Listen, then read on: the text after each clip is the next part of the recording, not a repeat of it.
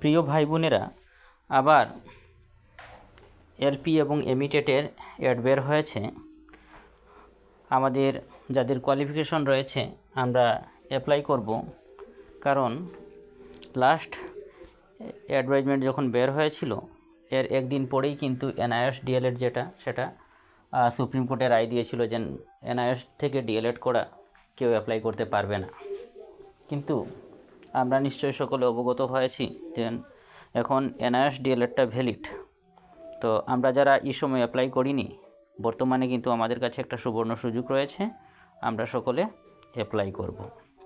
আরেকটা কথা, এখানে কিন্তু অ্যাপ্লাইয়ের যে বিশেষ যে কথা সেটা হচ্ছে 15 ফেব্রুয়ারি 2025 এবং লাস্ট ডেট হচ্ছে কি 31 মার্চ 2025। তো আমরা 15 ফেব্রুয়ারি 2025 এবং 31 মার্চ 2025-এর ভিতরেই কিন্তু আমরা অ্যাপ্লাই করব।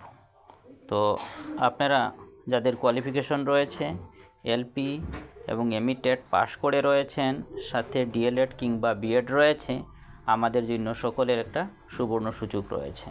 আশা করছি যে আমরা সকলে সময় মতো অ্যাপ্লাই করতে পারব। ধন্যবাদ সবাইকে।